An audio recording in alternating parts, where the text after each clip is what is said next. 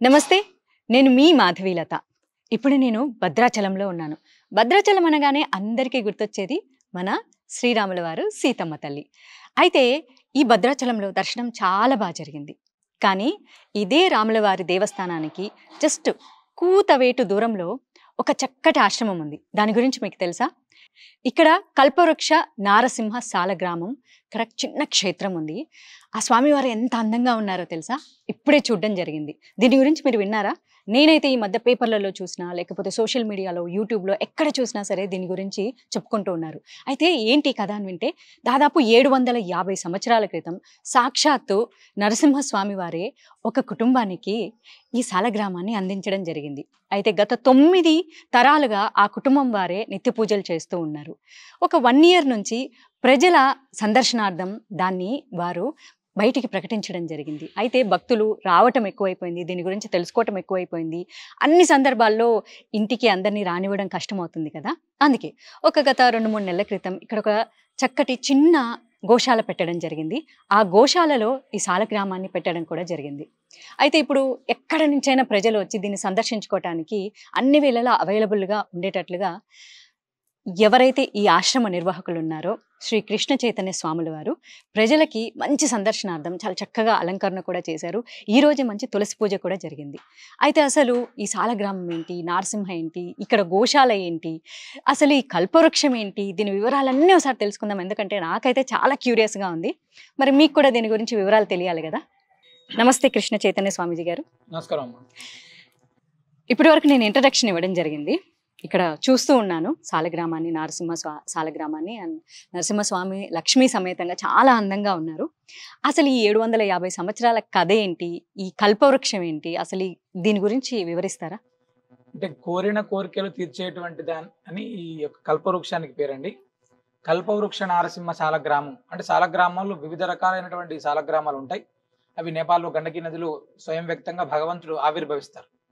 అయితే 750 సంవత్సరాల క్రితం మా పెద్దల తాతలకి, నేను 9వ తరం, ఆ యొక్క సాలగ్రామాన్ని అదేవిధంగా వేణుగోపాల స్వామి విగ్రహాన్ని రెండింటినీ కూడా భగవంతుడే సాక్షాత్తుగా మా పెద్దలకు అందించారని చెప్పి అప్పటి నుంచి కూడా విశేష ఆరాధనలు వివిధ ప్రాంతాల్లో వారు సంచారం చేసేటువంటి సమయంలో కూడా ఈ సాలగ్రామాన్ని వివిధ ప్రాంతాల మీదుగా తీసుకెళ్లి విశేష అర్చనలు చేసేటువంటి వారు. గత కొద్ది కాలంగా దీని యొక్క వైభవాన్ని అనేక మంది తెలుసుకోవడం ద్వారా చాలా ప్రాంతాల నుంచి ఇక్కడికి వచ్చి దర్శనం చేసుకోవడం, అంటే ఏదైతే అనుకుంటామో జరుగుతుందని తెలుసుకోవడం ద్వారా చాలా ప్రాంతాల నుంచి వస్తుంటే కొంచెం ఇంట్లో అనేటువంటిది అసౌకర్యంగా ఉండడం వల్ల మన ఈ ప్రాంతంలో ఒక గోశాలు అంటే గోవుని గోవిందుడిని ఒకే దగ్గర ఉంచాలి అనేటువంటి సంకల్పంతో భద్రాచల దివ్యక్షేత్రంలో రామాలయానికి చాలా పక్కనే అత్యద్భుతమైనటువంటి గోశాల అంటే కల్పవృక్ష నారసింహ సాలగ్రామాన్ని, ఆ గోశాలని ఏర్పాటు చేసి మనం అందరూ దర్శించుకునేటట్టు విధంగా ఏర్పాటు చేసాం. దీనికి కల్పవృక్షము అనేటువంటి పేరు ఎందుకు వచ్చింది అంటే ఈ సాలగ్రామంలోనే స్వామి కల్పవృక్ష నారసింహుడిగా కొలువై ఉన్నాడు. అంటే ఏదైతే మనం కోరుకుంటామో, అంటే మీరు సాలగ్రామాన్ని ఒకసారి దర్శిస్తే ఆ కల్పవృక్షం లాగా ఉంటుంది ఆ సాలగ్రామం. నృసింహ ఉంటుంది, లక్ష్మీ అమ్మవారితో కలిపి ఉంటాడు భగవంతుడు. అంటే ధర్మబద్ధమైనటువంటి సంకల్పం ఏం చేస్తామో ఆ ధర్మబద్ధమైనటువంటి సంకల్పం తప్పక అవుతుంది.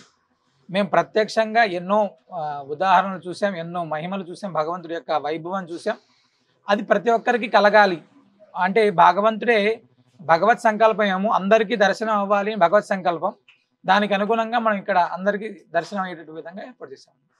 అయితే ఇది ఇన్నాళ్ళు మీ కుటుంబ సభ్యులు, దీనికి ముందు తరాల వారంతా ఉన్నారు కదా, నిత్య పూజలు జరిగేవా గత 9 తరాలుగా? ప్రతినిత్యం చాలా వైభవంగా జరిగేదండి. 9 తరాల నుంచి కూడా ఎక్కడ కూడా భగవంతుడికి ఎక్కడ ఎటువంటి లోటు లేకుండా ప్రతినిత్యం అత్యద్భుతమైనటువంటి ఆరాధనలు ఉండేటివి. మా పెద్దలలో అంటే ఒక తరం వారు మాత్రమే వారిని ఓన్లీ కేవలం ఇంట్లోనే ఉంచుకొని ఆరాధన చేసుకునేటువంటి వాళ్ళు, పెద్దగా ఉండేది కాదు. తర్వాత కాలం నుంచి దాని యొక్క వైభవం అంటే ఎవరైతే ఉన్నారో వారి ఉద్యోగ ప్రభావం చేత తర్వాత మా దగ్గరకు వచ్చేటప్పటికి నేను పూర్తిగా స్వామివారి ఆరాధన చాలా విశేషంగా చేస్తున్నాం, ధర్మ ప్రచారం కూడా చేస్తున్నాం. కాబట్టి చాలా వైభవంగా ఇంకా ఎక్కువ మందికి తెలిసే ప్రయత్నం అవుతున్నాం. కల్పవృక్షం అంటే సహజంగా కోరిన కోరికలు మనకు వెంటనే తీరిపోతాయి. అయితే ఇప్పుడు ఇక్కడికి వచ్చే భక్తులు నేను విన్నాను, వారు కోరుకున్న కోరికలు తీరతాయి అంటున్నారు. అలాగే ఇందాకే చూశాను బోల్డన్ని ముడుపులు కూడా కట్టారు. నిజంగానే అలా కోరుకొని ముడుపులు కడితే వాళ్ళ కోరికలు తీరినట్లు ఏమైనా సాక్ష్యాలు ఉన్నాయా? కోకొల్లమ్మ అంటే ఇక్కడికి రావడం అనేటువంటిది భగవత్ సంకల్పం ఉంటేనే ఇక్కడికి రావడం. భద్రాచలం వచ్చేటువంటి ప్రతి ఒక్కరికి ఇక్కడ వచ్చే అవకాశం ఉండొచ్చు, ఉండకపోవచ్చు. అవును. అంటే స్వామిని మనం చూడాలనుకోవడం ఒకటైతే, స్వామి నిన్ను చూడాలనుకోవడం ఇంకొకటి. స్వామి మనల్ని సంకల్పం చేసుకోవడం అంటే ఇక్కడికి రావాలి అని. అంటే నృసింహుడు అనేటువంటి వాడు క్షిప్రప్రసాది, ఆయన వెంటనే తత్క్షణమే స్పందించేటువంటి వాడు అని. ఆర్తితో పిలిస్తే తప్పకుండా ఫలితం ఉంటుంది. మన దగ్గరికి ఇక్కడికి వచ్చినటువంటి వాళ్ళకి ఎంతో మంది, ఇప్పుడు మీరు హైదరాబాద్ నుంచి వచ్చారంటున్నారు, అవును. ప్రముఖ డాక్టర్లతో కూడా పని అవ్వనేటువంటి వాళ్ళు, ప్రముఖ డాక్టర్, ఒక పెద్ద డాక్టర్ గారు, అవును. పేరు అవసరం లేదు, అలాంటి పెద్ద డాక్టర్ గారికి సంతానం అవ్వకపోతే 17 సంవత్సరాల తర్వాత వారికి ఒక బాబు పుట్టాడు. ఇక్కడ స్వామి యొక్క దర్శనం చేసుకున్న తర్వాత ఆ అబ్బాయికి నృసింహ అద్వైత్ అనేటువంటి పేరు పెట్టారు. అంటే భగవంతుడు ఎంత వైభవం ప్రకటించాలి అక్కడ 17 సంవత్సరాల తర్వాత సంతానం అవడం అంటే, ఒక డాక్టర్ గారికి, అది కూడా డాక్టర్ గారి కుటుంబానికి, డాక్టర్ గారి కుటుంబానికి ఓకే 17 సంవత్సరాల తర్వాత నృసింహ పురాణం పారాయణం చేసి ఆయన సాలగ్రామానికి 3 రోజులు ఇక్కడ ఉండి స్వామివారికి తిరుమంజనం చేసుకొని ఆ తీర్థం తీసుకొని వెళ్ళారు. తర్వాత కాలంలో సంతానమైంది, ఆయన తీసుకొని వచ్చి మళ్ళీ ఆ బాబుతో ఇక్కడ ప్రదక్షిణ చేసి తీసుకొని వెళ్ళారు. అలాగా ఆర్థిక ఇబ్బందులు ఉండేటువంటి వాళ్ళు, ఉద్యోగానికి సంబంధించినటువంటి వాళ్ళు, అంటే కుటుంబంలో ఉండేటువంటి అన్యోన్యత, అంటే ఇల్లు కావాలి, లేదా ఏదైనా మంచి సంకల్పం అండి, అంటే ఏదైనా పనికిరానటువంటి కోరికలన్నీ కోరుకొని ఇక్కడికి వస్తానంటే దాని యొక్క ఉపయోగం లేదు. నీకు ధర్మబద్ధమైనటువంటి సంకల్పం ఉంటే ఖచ్చితంగా ఇది అవుతుందండి. కొద్ది రోజుల అనతికాలం, ఒక 40 రోజుల కాలంలో ముడుపు కడితే 40 రోజుల కాలంలో దాని యొక్క ప్రాసెస్ ఖచ్చితంగా స్టార్ట్ అయిపోతుంది. అంటే ఇతరులకు హాని జరగకుండా తమకు మాత్రమే మంచి మంచి జరగాలి, తద్వారా ఇతరులకు మంచి జరగాలని కోరుకుంటేనే జరుగుతుంది. అవునండి. సరే, ఇప్పుడున్నటువంటి మోడర్న్ టెక్నాలజీ డేస్ లో నిజంగా ఇలా ఒక సాలగ్రామ దర్శనం చేసుకుంటే పిల్లలు పుడతారు, ఉద్యోగం వస్తుంది అనేది ఎంతవరకు మనం నమ్మొచ్చు అంటారు? అంటే ఇప్పుడు ఉన్నటువంటి మోడర్న్ రేస్ అయినా ఏవైనా కూడా రైతు పండిస్తేనే ఆహారం మనం తినాలి, ఓకేనండి. భగవంతుడు అనేటువంటి వాడు ఈ యొక్క విశ్వంలో ప్రతి అణువులోనూ ఉన్నాడు. అంటే కష్టపడి పనిచేసుకునేటువంటి ప్రతి వ్యక్తి దగ్గర ధర్మబద్ధమైనటువంటి ప్రతి ఆలోచనలోనూ భగవంతుడు ఉంటాడు. అంటే సాలగ్రామం అనేటువంటి సాక్షాత్తు విష్ణు స్వరూపం. అంటే భగవద్ అనుగ్రహం అనేటువంటిది ఖచ్చితంగా మనకు ఉంటేనే ఈ యొక్క సృష్టి స్థితిలో ఇవన్నీ కూడా జరుగుతాయి అనేటువంటిది పరిపూర్ణమైనటువంటి విశ్వాసం. ఇక్కడ విశ్వాసంతో మాత్రమే చేయమంటున్నాం, అంటే మూఢ భక్తి చెప్పట్లేదు మేము ఎక్కడ కూడా. మేము కష్టపడి నువ్వు పని చేస్తూ భగవంతుని ఆశ్రయించమని మాత్రమే చెప్తాం అండి. అంటే నువ్వు ఇక్కడే ఉండి భజనాలు చేసుకో, ఇక్కడే ఉండి స్వామితోటి పొర్ల దండాలు పెట్టమని చెప్పట్లేదు.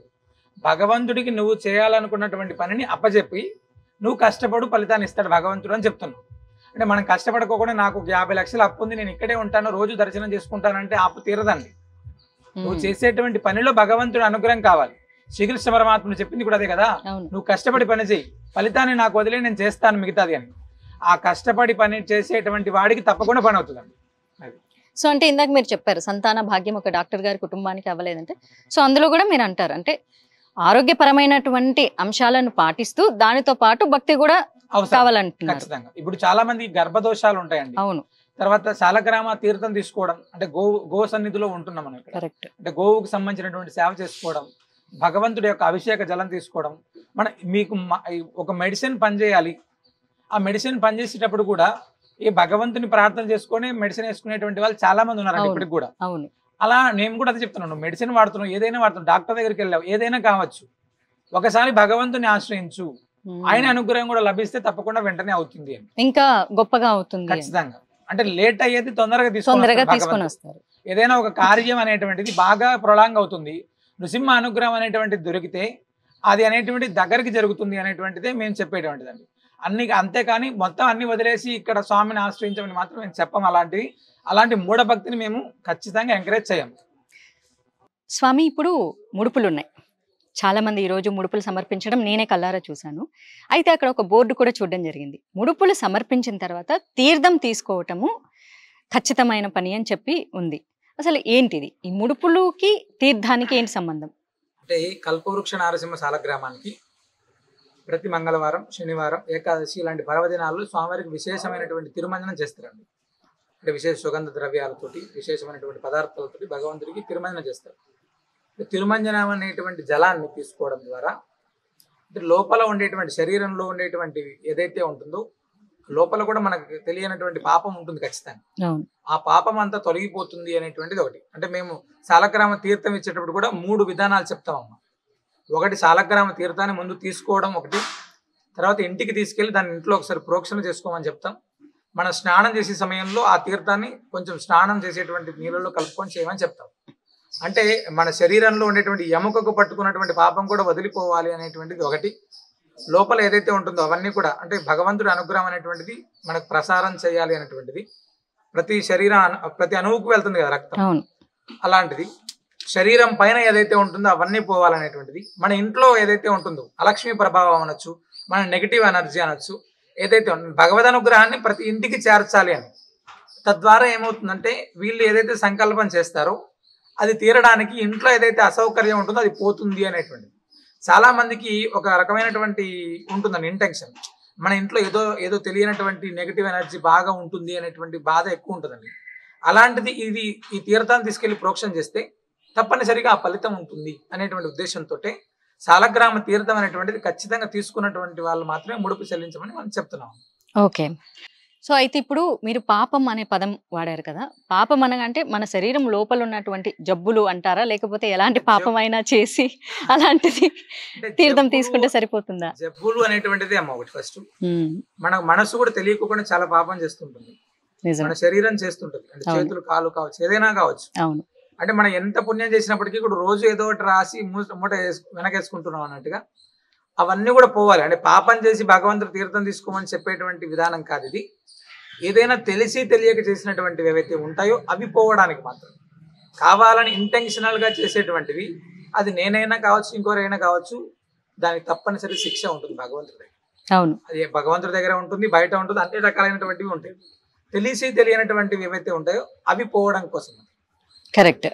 అయితే ఈ ముడుపుల గురించి ఇంకొక ప్రశ్న అడగాలనుంది. అంటే సంకల్పం చేసి ఏ రకమైన సంకల్పమే చేయాలా, లేకపోతే ఇలాని కొన్ని విధానాలు మాత్రమే, వీటికి మాత్రమే సంకల్పం చేసి ముడుపు కట్టాలంటారా? ధర్మబద్ధమైనటువంటిది, నీకు ఉపయోగపడేటువంటిది, నీ కుటుంబానికి ఉపయోగపడేటువంటిది, ఈ సమాజానికి ఉపయోగపడేటువంటిది ఖచ్చితమైనటువంటి ఫలితం ఉంటుంది.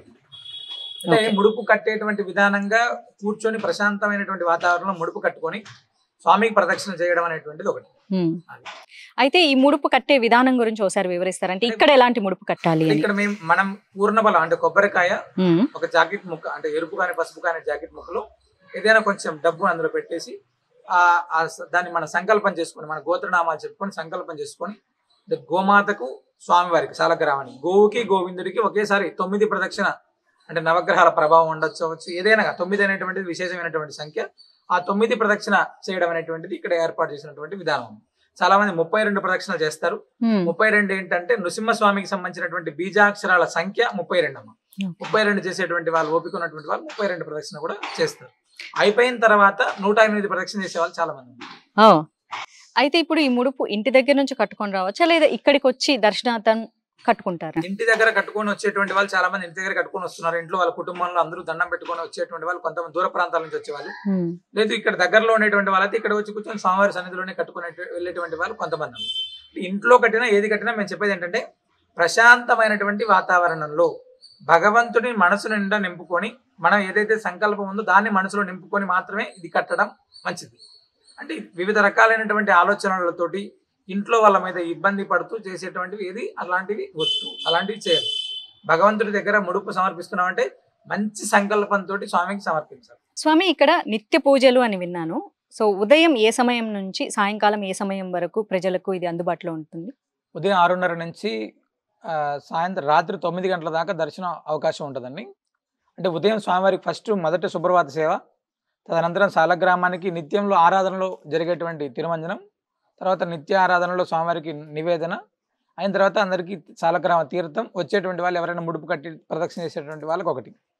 అలా కాకుండా వివిధ రోజులు అంటే ఆదివారం నుంచి శనివారం దాకా వివిధ రకాలైనటువంటివి సంకల్పాలు పెట్టుకొని చాలామంది ఇక్కడికి వచ్చి దర్శన ఆరోగ్యం కోసం ఒకరోజు, రుణ బాధలు, కుటుంబ సమస్యలు, వ్యాపార వృద్ధి, గురుబలం అంటే ఇంట్లో అలక్ష్మి ప్రభావం ఏదైతే ఉంటుందో, లేదా శత్రు బాధలు ఉండేటువంటి వాళ్ళు, గ్రహదోషాలు ఉండేటువంటి వాళ్ళు వివిధ రోజుల్లో వాళ్ళు వచ్చి ఆ యొక్క అభిషేకంలో పాల్గొన్నారు. మంగళవారం, శనివారం, ఆదివారం ఈ 3 రోజుల్లో మాత్రం చాలా విశేషమైనటువంటి తిరుమంజనం సాలగ్రామానికి జరుగుతుందండి. అంటే ప్రతినిత్యం కూడా నిత్యారాధనలో ఉండేటువంటి తిరుమంజనం చిన్నగా ఉంటుంది. ఈ రోజుల్లో మాత్రం నవకలశంగా చాలా విశేషమైనటువంటి అభిషేకం ఉంటుంది. ఆ జలాన్ని మాత్రమే ఇంటికి తీర్థంగా ఇస్తారు, ఆ జలాన్ని మాత్రమే ప్రోక్షణ చేసుకోమని చెప్తారండి. మీ మాటల్లో పదే పదే తిరుమంజనం అనే ఒక పదాన్ని విన్నాను. అనగా ఏంటి? తిరుమంజనం అంటే స్వామివారికి మంగళకరమైనటువంటి స్నానం. ఓహో! సో, అయితే ఆ తీర్థాన్నే మీరిస్తారనమాట. అవునండి. సో, స్వామివారికి అంటే ఈ సాలగ్రామ స్వామివారికి చేయించినటువంటి మంగళ స్నానాన్ని తీర్థంగా ఇస్తారు. అవునండి. దాన్నే ప్రోక్షణంగా కూడా ఇస్తారా? ప్రోక్షణంగా లేదా అదే తీర్థం ఇస్తారు. ఇంటికి తీసుకెళ్లేటువంటి తీర్థం కూడా అదేనమ్మా. అలాగే. అయితే ఇక్కడ నిత్యాన్నదానం గురించి కూడా విన్నాను. సో, ఇది ఎన్ని రోజులుగా జరుగుతుంది? అంటే ఎంత కాలంగా జరుగుతుంది? అంటే కరోనా విపత్కర పరిస్థితి వచ్చినప్పుడు అంటే చాలా మంది అన్నార్తులకు ఆహారాన్ని అందించాలని శ్రీనృసింహ సేవావాహిని సంకల్పం మేరకు నిత్యం అన్నప్రసాదాన్ని ప్రారంభం చేశాం. అలా కాదు వచ్చేటువంటి వాళ్ళకి ప్యాకింగ్ చేసి వివిధ ప్రాంతాల్లో ఇవ్వడం జరిగేది. అయితే భద్రాచల దివ్యక్షేత్రంలో అంటే రామకైంకర్యం చేయాలి మనం కూడా, అంటే రాముడికి ఉన్నటువంటి ఈ ప్రాంతంలో రామకైంకర్యం చేయాలి అనేటువంటి మన నృసింహ సేవావాహిని సభ్యులందరితోటి ఒకసారి డిస్కస్ చేసి భద్రాచలం వచ్చేటువంటి యాత్రికులకు అన్నప్రసాదాన్ని అందించాలని చెప్పి మనం గత సంవత్సరంలో అన్నప్రసాదాన్ని నిత్యం ఇక్కడికి వచ్చేటువంటి యాత్రికులకు అన్నప్రసాదం ప్రారంభం చేశాం. అయితే మొదట్లో కొంచెం అంటే 50-100 మంది ఉండేటువంటిది. ఈ సాలగ్రామ దర్శనం యొక్క ప్రభావం చేత అది రోజుకు 500 మంది నుంచి 1000 మంది ఇలా పెరుగుతూ ఉన్నారండి. ప్రతినిత్యం కూడా భద్రాచలం వచ్చేటువంటి యాత్రికులకు అన్నదానం అందిస్తూనే ఇక్కడ సాలగ్రామ దర్శనం కోసం వచ్చేటువంటి యాత్రికులు కూడా ప్రతినిత్యం అన్నప్రసాదాన్ని, మామూలు ప్రసాదాన్ని కూడా రోజు అందిస్తున్నాం అమ్మ. అయితే ఇక్కడ ఇప్పుడు మన నరసింహ సాలగ్రామాన్ని సందర్శించుకోవటానికి వచ్చిన వారికి బస ఏర్పాట్లు ఏమైనా ఉన్నాయా? లేకపోతే సందర్శించుకొని వాళ్ళకి వెళ్ళిపోయే అవకాశం మాత్రమే ఉందా? అంటే చాలా మంది ఉదయం వచ్చి రాత్రి కల్లా వెళ్ళిపోయేటువంటి వాళ్ళు చాలా మంది వస్తున్నారు. రాత్రి వచ్చి నిద్ర చేసి ఉదయం తిరుమంజనంలో పాల్గొనాలనుకుంటే ఇక్కడ ఓపెన్ హాల్ అంతా ఉంటుంది. ప్రత్యేకంగా వచ్చి ఇబ్బంది ఏం లేదు, పడుకోవచ్చు. అలా కాదు రూమ్స్ కావాలంటే చుట్టుపక్కల మొత్తం చాలా వసతి సౌకర్యాలు ఉన్నాయి. వాళ్ళు వచ్చి హ్యాపీగా ఇక్కడ ఉండి దర్శనం చేసుకోవడానికి కూడా అవకాశాలు ఉన్నాయమ్మ. ఎలాగే ఇది పుణ్యక్షేత్రం కాబట్టి పుణ్యక్షేత్రం రాముల కాబట్టి చాలా రెండు rooms దొరుకుతాయి. రకాలైనటువంటి దర్శనాలు అవుతాయంట. అవునమ్మా. ఇటు శ్రీరాముల వారు, ఇటు నరసింహుల వారు. నరసింహస్వామి. అయితే స్వామి ఇప్పుడు ఇక్కడ ఉన్నవారైతే ఏదో ఒక విధంగా ప్రయాణాలు చేసి వచ్చి సందర్శన చేసుకుంటారు. మరి విదేశాల్లో ఉన్న వారికి కూడా ఎన్నో కోరికలు ఉంటాయి. ఎంతో మంది హిందువులు కూడా ఉన్నారు. వారికి ముడుపు కట్టుకోవాలనిపిస్తే మరి దానికి ఏమైనా మార్గాలు ఉన్నాయా? అంటే చాలా మంది అంటే వాళ్ళకి సంబంధించినటువంటి కుటుంబ సభ్యుల్ని పంపించి కట్టించేటువంటి ప్రయత్నం కొంతమంది చేస్తున్నారమ్మా. అయితే ఈ మధ్యకాలం మీరు అడిగినట్టుగానే చాలా మంది మాకు ఫోన్ చేసి మేము ఎక్కడో బయట ఉన్నామండి, మా పెద్దలు రావడానికి కూడా కొంచెం ఇబ్బంది ఉంటుంది, ఫలాని మంగళవారం రోజు మా తరపున మీరు ముడుపు కట్టండి అని చెప్పి మాకు ఫోన్ చేస్తున్నారు. అంటే ఇది కూడా భగవత్ సేవగానే మేము భావించి వాళ్ళకి కొంచెం అది ఫోన్ ఏదో కాల్ చేసి వీడియో కాల్లోనే వాళ్ళు దండం పెట్టుకునేటువంటి ప్రయత్నం చేస్తున్నారు చాలా మంది. అయితే అయిన తర్వాత వచ్చి దర్శనం ఈ మధ్యకాలంలో ఆస్ట్రేలియా నుంచి ఒక భక్తుడు గత నెలలో ఒకసారి ఇలానే ముడుపు కట్టి ఆరోగ్యానికి సంబంధించిందిగా ఒక ముడుపు కట్టారు. ఆయన చాలా డబ్బు ఖర్చు పెట్టి ఉన్నారు, పాపం అక్కడ ఇబ్బంది పడే ఉన్నారు. భగవంతుడి అనుగ్రహం ద్వారా అది క్యూర్ అవ్వదనుకున్నది యొక్క పరిమాణం తగ్గింది. ఆయన వచ్చి ఈ మధ్యకాలం లాస్ట్ మంగళవారం వచ్చి దర్శనం చేసుకొని ప్రదక్షిణ చేసి వెళ్ళారమ్మ. అంటే మేమేం చెప్తున్నామంటే మేము ముడుపు కడతారు, మీరైతే తప్పకుండా ఒకసారైనా దర్శనం చేసుకోమని చెప్తాను. తర్వాత కరెక్ట్. అంటే ఏదో ఒక సందర్భంలో వారు ఈ దేశానికి వచ్చినప్పుడు తప్పకుండా ఒకసారి దర్శనం చేసుకుంటే చాలా బాగుంటుంది. ఖచ్చితంగా తప్పదు కదా స్వామి, అంటే టెక్నాలజీ పెరుగుతున్న రోజుల్లో మేము అవైలబుల్ కూడా అందుకని అంటే ఖచ్చితంగా రావాలి అనేటువంటి దాన్ని వాళ్ళకు మనం మెన్షన్ చేయలేం కదా, కరెక్ట్. అందుకోసమని మనం కూడా ఆ వెసులుబాటు ఇచ్చారు. అంటే ఇప్పుడు ఇక్కడ మనకు నరసింహ స్వామిని మీరు సాలగ్రామాన్ని పెట్టడం జరిగింది. విదేశాల్లో కూడా ఇప్పుడు చాలా చూసుకుంటే కూడా మనకి ఎన్నో విష్ణు దేవాలయాలు, అంటే రాముల వారు అవ్వచ్చు, లేకపోతే కృష్ణుడు అవ్వచ్చు, వెంకటేశ్వర స్వామి అవ్వచ్చు, ఇలాంటి దేవాలయాలు అక్కడ మీరు ఏమైనా చెప్పగలుగుతా? అంటే ఈ ముడుపు ఏదో అలా దేవాలయానికి వెళ్ళి అక్కడ ఏమైనా కట్టండి. సాలగ్రామానికి సంబంధించినటువంటి వ్యవస్థ కదా ఇది. అంటే ఒక భగవంతుడికి సంబంధించినటువంటి వ్యవస్థలో అది మనం ఇంకొక దగ్గరికి మార్పు చేయడం కష్టం అవుతుంది. ఫస్ట్ ఇప్పుడు మనం చిలుకూరు విన్నాం, అవును, ఆయన దగ్గరికి వెళ్ళి 9 చేస్తారు, తర్వాత మళ్ళీ 108 చేస్తారు. అవును. అంటే ఎక్కడ ఉండేటువంటి నమ్మకం దాన్ని, అంటే వాళ్ళకు ఉండేటువంటి సంకల్పం ఇక్కడికి వెళ్తే తప్పకుండా అవుతుంది అన్నప్పుడు మనం ఇక్కడికి రావద్దు మనం వెళ్ళమని చెప్తే కూడా వాళ్ళు ఇష్టపడకపోవచ్చు. అవి అంటే సహజంగా ఇది ఇప్పుడు నాకే కాదు చాలా మందికి కూడా డౌట్ ఉంటుంది. అంటే మేము వేరే దేశాల్లో ఉన్నాము, వేరే ప్రదేశాల్లో ఉన్నాము, లేకపోతే వేరే రాష్ట్రంలో మేము ఏదైనా గుడికి వెళ్ళి అలా కట్టుకోవచ్చా ఈ పేరు ఆ చెప్పుకొని? ముడుపుని ఇక్కడికి పంపించేటువంటి ప్రయత్నం చేయొచ్చు, వాళ్ళు కొరియర్ ద్వారా కూడా చేయొచ్చు పంపిస్తే అంటారు. ఆ స్వామివారికి సమర్పించడం జరుగుతుంది కదా.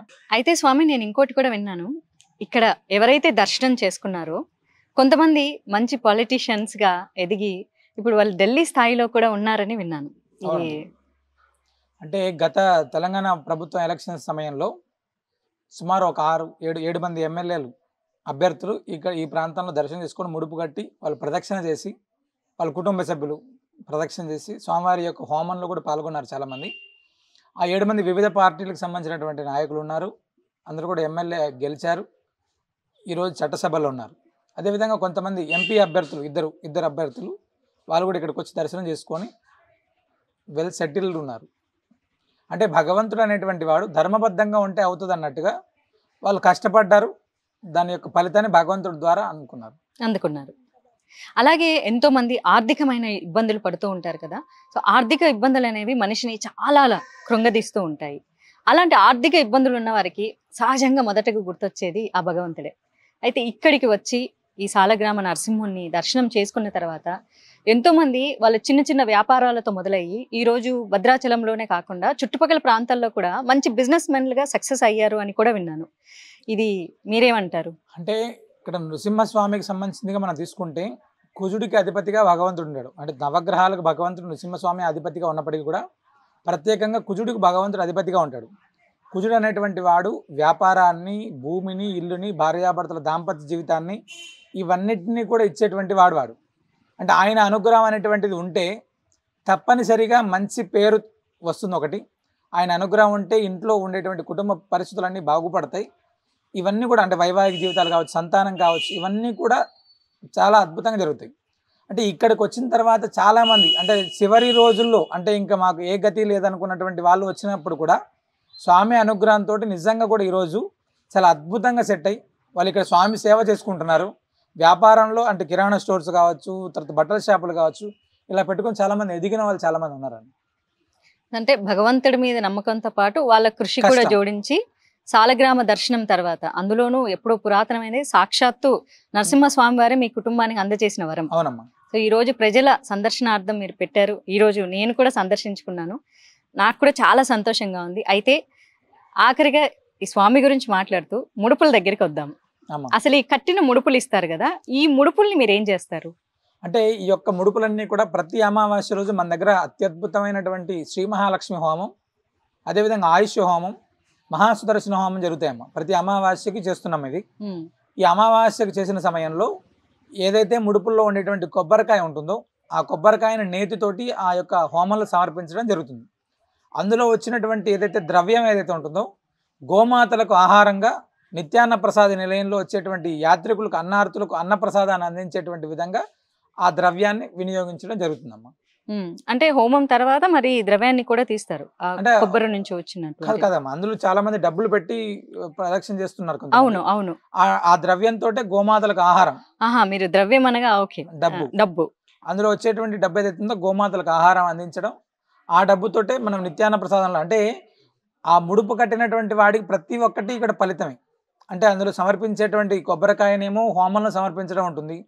అందులో వచ్చేటువంటి డబ్బు ఏదైతే ఉంటుందో అది గోవుకి సాక్షాత్తు ముక్కోటి దేవతల స్వరూపంగా భావించేటువంటి గోమాతకు ఆహారం అందించడం ఒకటి. అంటే అన్నదానానికి మించినటువంటి ఇంకోటి లేదు అని చెప్తాం కదా, అలాంటి అన్నప్రసాదాన్ని అందించే అంటే అన్ని రకాలైనటువంటి ఫలితాలని మనం ఇక్కడ పొందడానికి భగవద్ అనుగ్రహంతో పాటు ఇన్ని పుణ్యాలను సంపాదించుకునేటువంటి అవకాశం ఉంటుంది. కాబట్టే తొందరగా ఈ యొక్క సంకల్పాలు నెరవేరుతాయి అని మేము గట్టిగా చెప్తున్నాం అమ్మా. దీనికి పూర్తి పేరు నేను విన్నాను, కాకపోతే నేను కొంచెమే ఇంట్రడక్షన్లో చెప్పాను. గోవింద కల్పవృక్ష నారసింహ సాలగ్రామం. అవునమ్మా, చాలా పెద్దగా పెట్టారు. ఎందుకు ఈ గోవింద అంటే కల్పవృక్ష నారసింహ సాలగ్రామ ఆశ్రమం అని అనుకున్నాం ఫస్ట్. అవును, అంటే కల్పవృక్షంతో ఉన్నాం కాబట్టి. అంటే కామధేనువుతోటి కల్పవృక్షం ఉన్నారు అంటే గోవు గోవిందుని ఏకకాలంలో ప్రదక్షిణ చేసేటువంటి అవకాశాన్ని కల్పిస్తున్నాము. ఒక మహనీయుడు చెప్పాడు, గోవింద అని పెట్టేసే చైతన్యం చాలా అద్భుతంగా ఉంటుంది అన్నారు. ఆ విధంగానే గోవింద కల్పవృక్ష నారసింహ సాలగ్రామ ఆశ్రమం అని పెట్టి దీనికి నామకరణం చేసాము. అంతే, గోవిందుడు గోవులు ఒకే చోట ఉంటే ఎంత బాగుంటుంది కదా. అద్భుతమైనటువంటిది. అంటే ఈ ఆలోచన అనేటువంటిది కూడా స్వామి అనుగ్రహంతో మాత్రమే చేసాం. అంటే ఇది మేమేదో స్వతహాగా నిర్ణయాలు తీసుకొని కట్టేసింది కాదు. అంటే భగవద్ అనుగ్రహం ఉంది అని చెప్పడానికి చిన్న ఉదాహరణ, ఈ యొక్క ఆశ్రమం అంతా కూడా కేవలం 32 రోజుల్లో నృసింహ బీజాక్షరాల సంఖ్య 32. ఆ 32 రోజుల్లోనే దీన్ని నిర్మించేసామండి. అంటే ఎంత భగవద్ అనుగ్రహం ఉంటేనే ఇది అవుతుంది. అంతే, ఇది నేను కూడా నమ్ముతాను. ఏదైనా భగవంతుడు అనుగ్రహం లేకపోతే శివుడాజ్ఞ లేనిది చీమైనా కుట్టదన్నప్పుడు ఆయన అనుగ్రహం లేకుండా 32 రోజుల్లో బీజాక్షరాలకు సమానమైనటువంటి రోజుల్లో కట్టడం జరగని పని. అయితే గోవులు ఉన్నాయి, ఎన్ని గోవులు ఉన్నాయి స్వామి ఇక్కడ? నృసింహ సేవావాహిని గోశాలు సుమారు మనకు 55-60 గోవులు ఉన్నాయమ్మా. దాంతో పాటే మనం ఏం చేస్తున్నాం అంటే ప్రతి సంవత్సరంలో ఏరువాక పౌర్ణమి అనేటువంటి కార్యక్రమం చేసే సమయంలో కొన్ని గోవుల్ని రైతులకి ఇవ్వడం, రైతులు ఎవరైతే పెంచుకుంటారో వాళ్ళందరికీ. హ్మ్. అన్యమతాలకు మారినటువంటి వాళ్ళని తిరిగి స్వధర్మంలోకి తీసుకొనొచ్చి, వాళ్ళ దగ్గర కూడా గోవుల్ని ఉంచేటువంటి అంటే వాళ్ళ జీవనానికి ఇబ్బంది లేకుండా గోవుల్ని పెట్టేటువంటి కార్యక్రమం ఇలా అన్నీ చాలా చేస్తున్నామమ్మా. సహజంగా మనకి ఏదైనా విలువైన వస్తువు, చిన్న వస్తువు దొరికినా సరే దాచిపెట్టుకోవాలనుకుంటారు. ఏదైనా అందులోనూ ఇలాంటి దేవుడికి సంబంధించినవైతే ఎవరికీ చూపించకుండా వాళ్ళ ఇంట్లోనే దాచుకోవాలనుకుంటారు. మరి ఇంత విలువైన సాలగ్రామాన్ని మీరు ఎందుకు అసలు భక్తుల సందర్శనార్థం పెట్టారు? అంటే నాతో పాటే ప్రతి ఒక్కరు తరించాలనేటువంటిది మా సంకల్పం అండి. అంటే నలుగురికి మంచి చేయాలి అనేటువంటి సంకల్పం మన దగ్గర ఉన్నప్పుడు, నేనొక్కడే బాగుంటే ఏం ఉపయోగం లేదండి. నాతో పాటే అంటే సమాజం కూడా బాగుంటే, తద్వారా అందరికీ ఉపయోగపడితే ఖచ్చితంగా అంటే జీవన ప్రమాణాలన్నీ ప్రతి ఒక్కరివి మారితే, ఈ యొక్క దేశం చాలా అద్భుతంగా ఉంటుంది. దాన్ని నమ్మేటువంటి సిద్ధాంతం కాబట్టి, ప్రతి ఒక్కరు దర్శనం చేసుకునేటువంటి విధంగా ఏర్పాటు చేసాము. అంటే ఈ 9 తరాలుగా మీ కుటుంబం కేవలం మీ కుటుంబ సభ్యులు మాత్రమే తరించారు. అయితే ఇది స్వతహాగా మీకొచ్చిన ఆలోచన, ఇలా భక్తుల సందర్శనార్థం పెట్టమని లేకపోతే మీకు ఎవరైనా సలహా ఇచ్చారా? నృసింహ ఆజ్ఞ అండి. అంటే ఒక ఒక మనిషి ద్వారా భగవంతుడు చెప్పించాడు అని మేము నమ్ముతాం. కేరళ నుంచి ఒక పెద్ద వ్యక్తి అంటే పెద్ద ఉపాసకులు ఆయన చెప్పారు. "నువ్వొక్కడే ఆరాధిస్తే ఎలాగా? నలుగురిని బాగుపరచు కదా! దాని ద్వారా సమాజానికి ఇంకా అద్భుతమైనటువంటి ఫలితాలు ఉంటాయి కదా!" అని చెప్తే, అప్పటి నుంచి కూడా ప్రతి ఒక్కరు దర్శనం చేసుకునేటువంటి విధంగా అప్పటి వరకు కూడా మా ఇంట్లో వచ్చి చాలా మంది దర్శనం చేసుకునేవారు. హ్మ్. అలా కాకుండా సమాజానికి ఉపయోగపడే విధంగా అందరికీ దర్శనం అయ్యేటట్టు విధంగా మనం ఏర్పాటు చేసామండి. అంటే ఒక పెద్ద జ్యోతిష్యుడు ఆయన, అదేవిధంగా నృసింహ ఉపాసకులు ఆయన చెప్పినటువంటి మాట అందరికి అంటే భగవంతుడే చెప్పించాడేమో అనేటువంటి సంకల్పంతోటి మనం అందరికీ దర్శనం ఏర్పాటు చేసాం. అంతే కదా! ఎందుకంటే సాక్షాత్తు నరసింహస్వామి వారే మీకిచ్చినప్పుడు, ఆయన ప్రజల మధ్యలో ఉండటానికి ఇష్టపడతారు కానీ, ఇంటి లోపల అవునమ్మా. ఉండటానికి ఇష్టపడరు కదా! అవునమ్మా. కానీ ఏ మాట కామాట అంటే మీ చేతుల ద్వారా ఇలాంటి ఒక మంచి కార్యక్రమం జరగాలని ఆ పెద్దాయనతో చెప్పించారనుకుంటున్నాను. 750 సంవత్సరాల తర్వాత అందరికీ దర్శన భాగ్యాన్ని ఇచ్చేటువంటి అవకాశం వచ్చింది. అంటే మీ వంశంలో ఆ అదృష్టం మీకొచ్చింది అని అవునమ్మా. మీరు చాలా నమ్ముతున్నారు. అద్భుతంగా నమ్ముతాను ఖచ్చితంగా అది. నాకు కూడా అనిపిస్తుంది. అంతే కదండీ! 9 తరాల తర్వాత మళ్ళీ స్వామిని మన కృష్ణ చైతన్య వారి చేతుల మీదుగా ప్రజల సందర్శనార్థము, అందులోనూ సహజంగా ఆయన మంత్రాలు కూడా చాలా చక్కగా చదువుతారు. ఆయన పూజారి కూడా స్వతహాగా. సో, ఇది కూడా చాలా చక్కగా అనిపిస్తుంది గదా! నాకైతే చాలా మంచిగా అనిపిస్తుంది. అంటే అవునమ్మా. మీరు స్వతహాగా ఒక పూజారి. అలాగే సాలగ్రామం మీ యొక్క వంశ ఆస్తి అని చెప్పొచ్చు. అవునమ్మా. ప్రజలకి చాలా సేవలు కూడా అందిస్తున్నారు. ఇందాక చెప్పినట్టు చిన్న రెబలిస్టిక్ నేచర్ కూడా ఉంది. అలాగే మీకు డాక్టరేట్ మీ సేవలకు గాను డాక్టరేట్ అవార్డు కూడా మీరు తీసుకున్నారు. సో, ఇప్పుడు మీరు డాక్టర్ కృష్ణ చైతన్య స్వాములు. అవునమ్మా. ఈ రెబలిస్టిక్ అంశం గురించి మనం మాట్లాడదామా? ఏంటంటే సహజంగా ఇప్పుడు మనకు ఈ మత మార్పిడి వ్యవస్థ అనేది చాలా పెద్ద ఎత్తున జరుగుతుంది. వ్యవస్థ అని ఎందుకన్నా అంటే నిజంగా వ్యవస్థలాగా పనిచేస్తున్నారు. దట్టు ఈ భద్రాచల క్షేత్రం అనేది రాములవారి క్షేత్రం. ఇలాంటి క్షేత్ర చుట్టుపక్కల్లో చాలా గిరిజన ప్రాంతాలు ఉన్నాయి. అండ్ వారితో మీకు చక్కటి అనుబంధం ఉందని కూడా విన్నాను. అక్కడ కూడా మత మార్పిడి చాలా జరుగుతుంది. వాళ్ళ ఈ మత మార్పిడి వల్ల ఎంతో నష్టపోతుంటే వాళ్ళని మళ్ళీ మీరు గర్వాపసి అన్నది చాలా పెద్ద రెబలిస్టిక్ యాక్ట్. అంత ఈజీగా వాళ్ళు నమ్మి వెనక్కి రాలేరు. అవును. అలాంటి వారిని అసలు మీరు ఎలా మార్చే ప్రయత్నం చేస్తారు? అంటే ఒక మత్తులో ఉండిపోతారు. ఒక మత ఉన్మాదంలోకి వెళ్ళిపోతారు మతం మారిన తర్వాత. వాళ్ళని మీరు ఏ అంశం తీసుకొని మళ్ళీ వాళ్ళను వెనక్కి తీసుకురాగలుగుతున్నారు? అంటే గిరిజన ప్రాంతాల్లో ఎప్పుడైతే అంటే వాళ్ళ దగ్గరికి వెళ్తే అంటే చాలా ప్రాంతాల్లో జరిగేటువంటి పెద్ద సమస్య ఏమవుతుందంటే హరిజన గిరిజన గ్రామాల్లో అంటే మమ్మల్ని అన్నిటికీ దూరంగా పెడతారు అనేటువంటి దాన్ని బాగా నమ్ముతారు వాళ్ళు. అపోహ కావచ్చు, ఏదైనా కావచ్చు. ఆ జరిగినప్పుడు ఏమవుతుందంటే ఈ యొక్క మత మార్పిడి ప్రభావం పాస్టర్లు కావచ్చు, ఎవరైనా పదే పదే ఆ ప్రాంతాన్ని సందర్శిస్తుంటారు, ఎవరింటికి వెళ్ళడం ఇలాంటి. అవును.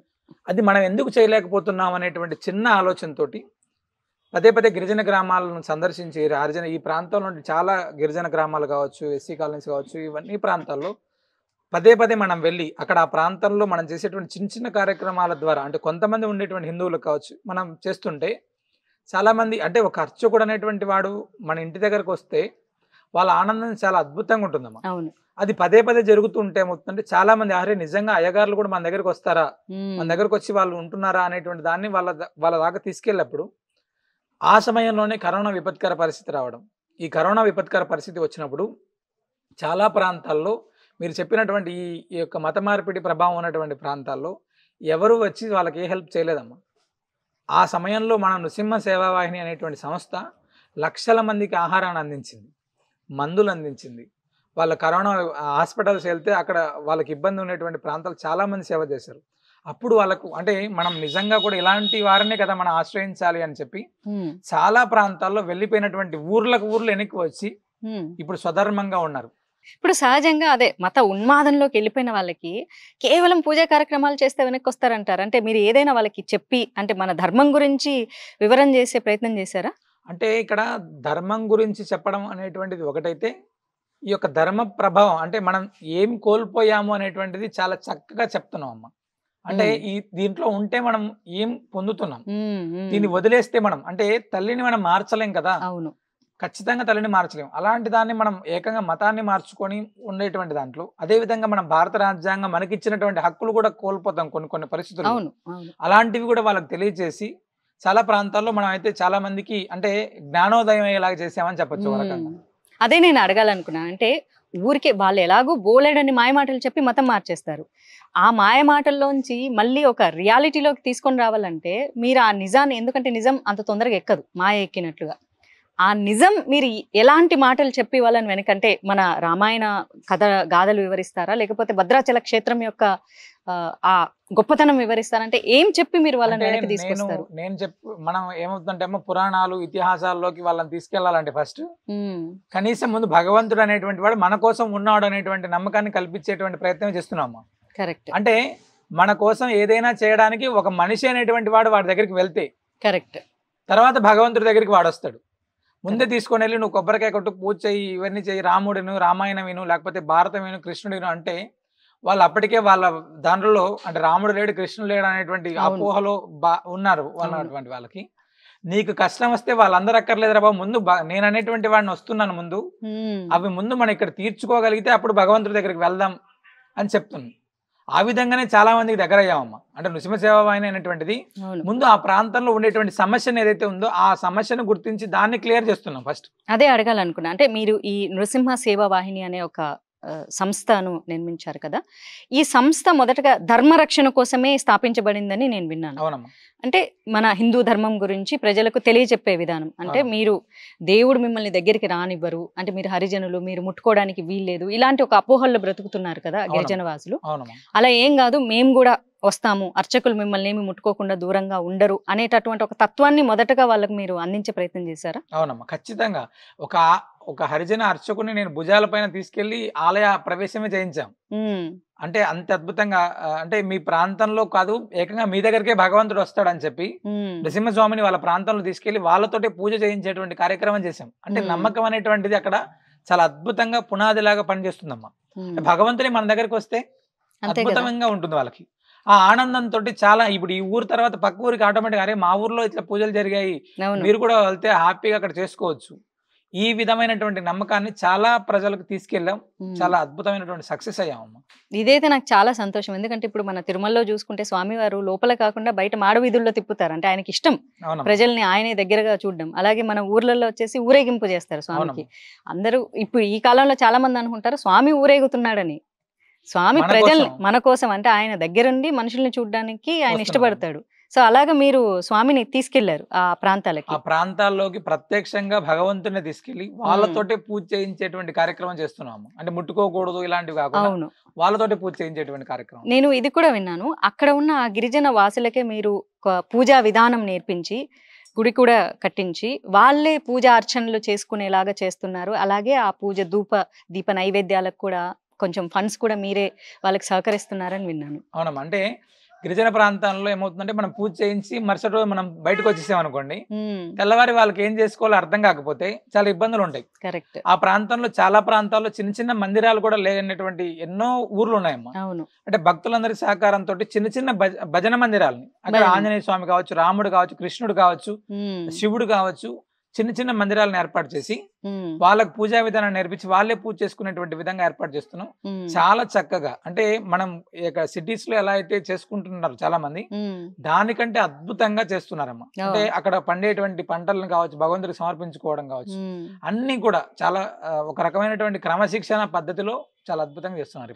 సహజంగా ఇప్పుడు మనకు అర్చకులు అనగానే సంస్కృత మంత్రాలు చదువుతారు, అవి ఏమి మనకు అర్థం కావు. అంటే మామూలుగా కూడా మనకి ఏదైనా అర్థం కాని సబ్జెక్ట్ ఉంటే మనం వినడానికి ఇష్టపడము. సో పూజారులు కూడా దూరం అవ్వడానికి కారణం ఏంటంటే, ఒకటి పూజారులు అనే వాళ్ళు అంటరాంతనము సృష్టించారనేటటువంటి మేబీ గత కాలంలో కొంత జరిగి ఉండొచ్చు, కొంతమంది అమాయకులు కూడా ఉండొచ్చు.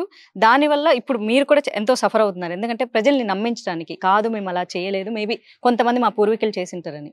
ఈ అర్థం కాని సంస్కృత మంత్రాలు ఏవైతే వాళ్ళకు ఉన్నాయో అవి వాళ్ళకి నేర్పించే ప్రయత్నం చేస్తారా? లేకపోతే మామూలుగా సాధారణ భాషలో పూజా విధానం ఇలాంటిదని ఒక సింపుల్ మెథడ్స్ ఏమన్నా నేర్పిస్తుంది? చాలా సింపుల్ మెథడ్ ఏమో. భగవంతుడికి మనం ఇప్పుడు అర్ఘ్యం సమర్పయామి, పాద్యం సమర్పయామి ఇవన్నీ మనం చెప్తుంటాం. అవును.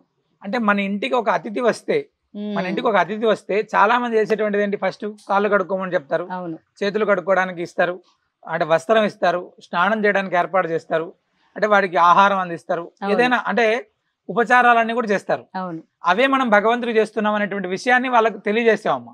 అంటే అర్ఘ్యము పాద్యము ఆచమనం అంటే ఇది.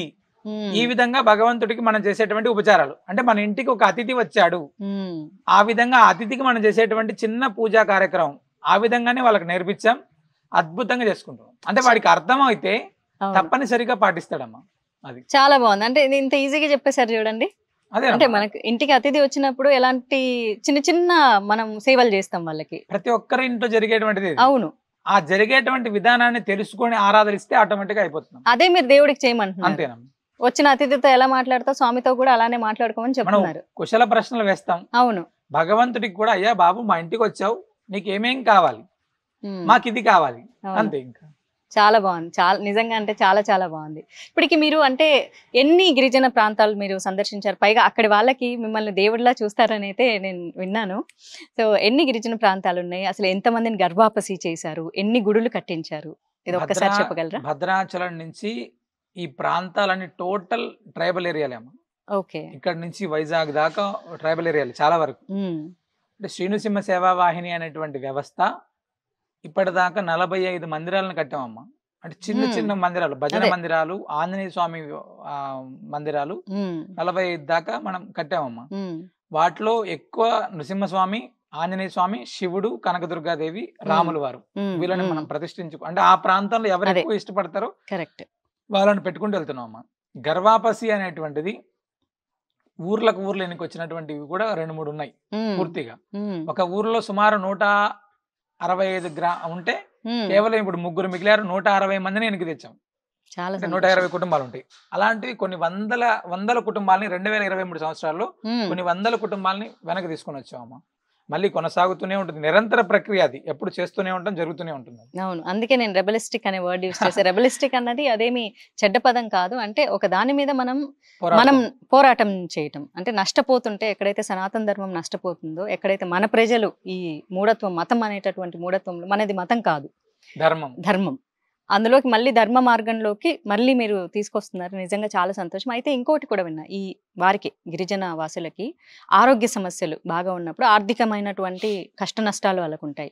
అయితే మీరు ఒక గ్రూప్ క్రియేట్ చేసి చక్కగా వారికి ఏమైనా ఆరోగ్య సమస్య ఉంటే దాన్ని మీరు అందులో మెన్షన్ చేసి కాస్త చిన్న సాయం అందించండి, ఒక 500 రూపాయలు అని చెప్పేసి, ఎవరికి పెద్ద కష్టం కలగకుండా వాళ్ళకు 1 లక్ష దగ్గర నుంచి 10 లక్షల రూపాయలు కూడా చాలా వితిన్ షార్ట్ పీరియడ్ లో కలెక్ట్ చేసి ఆ డబ్బుల్ని వాళ్ళ ఆరోగ్య అవసరాలకు ఇస్తారు అని వినడం జరిగింది.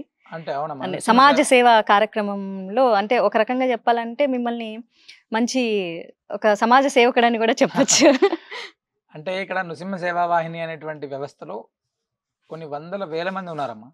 అంటే వాట్సాప్ ద్వారా ఇలా తెలుసుకునేటువంటి వాళ్ళు కావచ్చు, ప్రత్యక్షంగా పాల్గొనేటువంటి వాళ్ళు కావచ్చు. ఇలాగా అంటే కష్టం వచ్చినప్పుడు మనం చాలా మంది ఎవరికైనా హెల్ప్ చేయాలంటే చాలా ముందుకు వచ్చేటువంటి వాళ్ళు చాలా మంది ఉంటారు. అవును. అది మొత్తం మనమే చేయాలంటే ఎవరు చేయలేమమ్మా. ఇప్పుడు సంస్థ దగ్గర కూడా లక్షలాది రూపాయల నిధులే ఉండవు. నిజమే. అలాంటప్పుడు ఏమవుతుందంటే ఈ పలాని వాళ్ళు, అంటే జెన్యున్ గా ఉండేటువంటి సమస్యని పలాని వాళ్ళు ఇబ్బంది పడుతున్నారు, పలానా హాస్పిటల్లో ఉన్నారు ఇది అని, భగవంతుడి దయ వల్ల చాలా మంది డాక్టర్స్ నృసింహ సేవా వాహిని పేరు చెప్తేనే వాళ్ళ బిల్లులో చాలా వరకు వాళ్ళే కట్ చేస్తారు ముందు. భగవంతుడి దయ వల్ల ఆ యొక్క ఫెసిలిటీ అయితే ఇచ్చాడు. అదే విధంగా భక్తులు, మన భక్తులు ఏదైతే ఉంటుందో కొంచెం, అంటే ఒక 100 రూపాయలు ఇచ్చేవాళ్ళు 100, 200, 500 ఇట్లా ఇచ్చి వితిన్, అంటే 1 గంట 2 గంటల్లోనే, ఎక్కువసేపు పెట్టమమ్మా దీన్ని. అంటే 1 గంట 2 గంటల్లో ఎంత డబ్బు అయితే వస్తుందో ఆ డబ్బును తీసుకెళ్లి వాళ్ళకి అందజేసేటువంటి ప్రయత్నం చేస్తాము. చాలా మందికి ఆపరేషన్స్ దగ్గర నుంచి చాలా వరకు జరిగాయి, చాలా మంది చేస్తున్నారు. నేను విన్నాను కాబట్టే నేను అడగటం జరిగింది. ఎందుకంటే అది నిజంగా చాలా గొప్ప విషయం. అంటే మీరు ఒక్క కార్యక్రమం చేయట్లేదు, ఇటు అర్చకత్వం చేస్తున్నారు, ఇటు మన ధర్మాన్ని బోధిస్తున్నారు, ధర్మబోధన చేస్తూనే గర్వాపసి కూడా చేస్తున్నారు. అంటే ధర్మ రక్ష సంస్థాపనలో మీరు కూడా ఒక భాగస్థులు. దాంతోపాటు ఆరోగ్యం అందిస్తున్నారు ప్రజలకు, వాళ్ళకి కావాల్సినటువంటి అవసరాలు. ఎందుకంటే ఆరోగ్యం అంటే ఆర్థికంగా చాలా అవసరాలు అవునమ్మా. పడుతూ ఉంటాయి. దాంతోపాటు ఇలా మీ ఇంటిలో ఉన్నటువంటి సాలగ్రామాన్ని భక్తుల సందర్శనార్థం గోశాల కూడా నడుపుతున్నారు. మరి ఇప్పుడు ఈ ఈ గోశాలకి లేకపోతే ఈ ఆశ్రమం నడపటానికి ధనం అయితే కావాల్సి వస్తుంది కదా! పూజా కార్యక్రమాలకి. వీటికి మరి నిధులు మనకు ఎలా వస్తున్నాయి? అంటే మీకు మా దగ్గర ఉండేటువంటిదే కల్పవృక్షం ఫస్ట్. అంటే ఆయన అనుగ్రహం అనేటువంటిది లేకపోతే మనం ఏం చేయలేము అని. అంటే నిత్యాన్న ప్రసాద నిలయం ప్రారంభం చేసే సమయంలో మేము చాలా భయపడ్డాం. అంటే హ్మ్. అన్నప్రసాదం అనేటువంటిది ప్రతినిత్యం కూడా డబ్బుతో పని. అవును. అలాంటి అన్నప్రసాదాన్ని ప్రారంభం చేసే సమయంలో భగవంతుడికి ఒకటే చెప్పాం, స్వామి ఇక్కడికి వచ్చి ఆకలి అయ్యేటువంటి వాడికి అన్నం పెట్టి పంపించాలి, అది అలాంటి ఇబ్బంది లేకోకుండా చూడు అని ప్రయత్నం చేసేటప్పుడు చెప్పాం. హ్మ్. ఈ రోజు దాకా లక్షల మందికి ఆహారాన్ని అందిస్తున్నాం, మనం ఎక్కడ ఇబ్బంది పడట్లేదు. ఇక్కడ విషయం ఏంటంటే మా చాలా మంది లక్షల కోట్లు ఇలాంటి డబ్బు మా దగ్గర లేదు ఫస్ట్. అవును. అవును. అంటే భగవంతుడు భక్తుడు, ఆ భక్తులు అనేటువంటి వాళ్ళు వేలాది మంది నృసింహ సేవా వాహిని వెనకలు ఉన్నారు. హ్మ్. మేము చేసేటువంటి కార్యక్రమం ఖచ్చితమైనటువంటిది. ఇందులో ఇంత తప్పు చేసినా కూడా తప్పకుండా భయపడతాం. కరెక్ట్. అలాంటి ఏ తప్పు మా దగ్గర లేదు కాబట్టి అద్భుతంగా చాలా మంది ప్రజలు చూస్తున్నారు. జరిగేటువంటి దాంట్లో వాళ్ళ సహకారం అందిస్తున్నారు. చాలా వైభవంగా జరుగుతుంది. హ్మ్. గోశాలకు సంబంధించిందిగా మేము అంటే ఇక్కడ ఏమవుతుందంటే ఒక గోవుని ఒకరే పెంచాలి అంటే ఎవరికైనా కష్టం. అవును. ఒక గోవుకి ఒక గడ్డి మోపు వేయాలి, అది అవును. ఒక 150-200 రూపాయలు అవుతుంది. హ్యాపీగా ఎవరైనా చేస్తారమ్మా. హ్మ్. అంటే గోమాతకు ఆహారం అందిస్తే భగవంతుడికి ఇచ్చినటువంటి అవును. ఫలితం కాబట్టి ప్రతినిత్యం చాలా మంది వాళ్ళ శక్తి అనుసారంగా చేసేటువంటి వాళ్ళు చాలా మంది. హ్మ్. అంటే ఇక్కడ ఏమవుతుందంటే అమ్మా, మనం చేసేటువంటి కార్యక్రమాలకి స్వచ్ఛందంగా చాలా మంది వాళ్ళే వచ్చి హ్మ్. మేము చేస్తున్నాం అంటే భగవంతుడు వాళ్ళలోకి అదే అవును. బాబు పలానా దగ్గర జరుగుతుంది నువ్వు వెళ్ళు అని. ఎక్కడో టెక్సాస్ లో ఉండేటువంటి వ్యక్తి హ్మ్.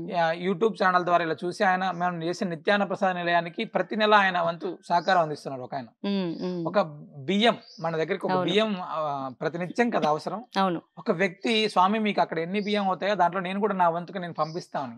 హ్మ్. ఇలాగ ఎవరికి సంబంధించినటువంటి వాళ్ళు వాళ్ళ కైంకర్యం చేస్తున్నారు ఇప్పటిదాకా.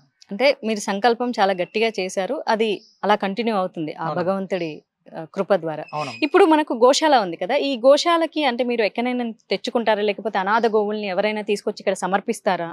అంటే చాలా వరకు ఇక్కడ మన దగ్గర ఉండేటువంటి గోవులన్నీ కూడా హ్మ్. వివిధ రకాలుగా ఇబ్బంది పడుతూ మన దగ్గరకు వచ్చినటువంటి గోవులు కొన్ని అయితే మనం కొన్ని అంటే పూర్తి స్థాయిలో నాటావులు ఉండాలనే ఉద్దేశంతో మనం అవును. చిన్నప్పటి నుంచి పెంచుతున్నటువంటి ఆవులు కొన్నామా. హ్మ్. ఇప్పుడు మన దగ్గర ఉన్నటువంటి ఈ 11 ఆవులు కూడా హ్మ్. ఆ విజయవాడ ప్రాంతంలో బాగా ఇబ్బంది పడుతూ ఉండేటువంటి ప్రాంతంలో ఒక కుటుంబం మనకి ఇచ్చినటువంటి ఆవులమ్మ అవి. ఓకే. అవి మా దగ్గరకు వచ్చినప్పుడు 20 మంది లేపి ఒక దగ్గర పెట్టేటువంటి పరిస్థితి, నడిచే పరిస్థితి కూడా కాదు. అంటే దానికి హ్మ్. ఆహారం లేక ఇబ్బంది అదే. పడతాయి. వాటిని తెచ్చి ఈ రోజు మనం చాలా బాగుపరిచాం. అలాగే చాలా అంటే బాగుపరిచిన తర్వాత కొన్ని అవును. మీరు ఇచ్చాను రైతులకి రైతులకు అన్నారు. రైతులకు ఇవ్వడం ఇలా జరుగుతుంది. అవును. అంటే పూర్తిగా మన దగ్గర పెట్టుకోవడానికి మన దగ్గర కూడా నిజం. స్థలం నిజం. లేదు. అలా ఉంటే తప్పకుండా ఇంకా ఎక్కువ అంటే చేయడానికి పోషించుకునే వారు ఎవరైనా ఉంటే వారికి మీరు అవకాశం. అందజేస్తారా ఆ ఇస్తాం, గోవుల్ని? ఇస్తాం. ఖచ్చితంగా ఇస్తాం. హ్మ్. సో వాళ్ళు చక్కగా చూసుకుంటూ ఉన్నారా? మళ్ళీ మనం దాన్ని చూస్తుంటాం కదా ఆ! ఇచ్చిన తర్వాత కరెక్ట్. వదిలేయకుండా కరెక్ట్.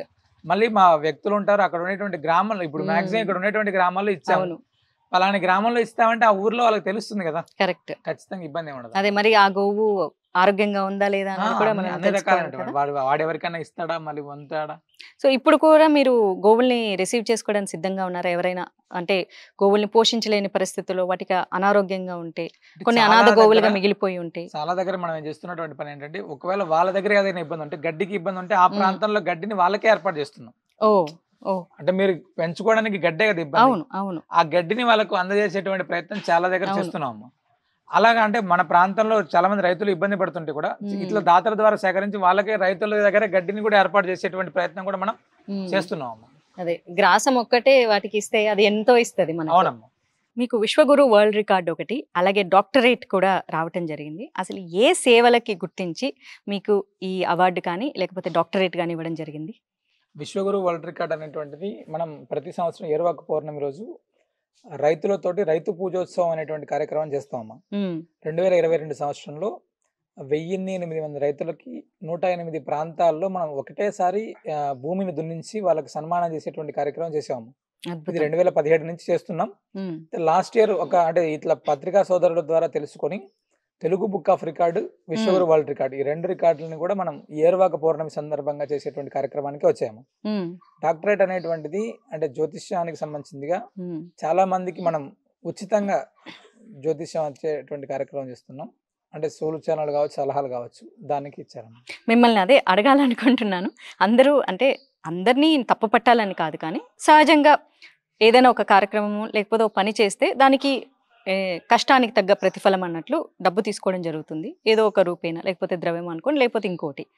అసలు మీరు జాతకం చాలా చక్కగా చెప్తారంట. అది కూడా ఫ్రీగా చెప్తారట.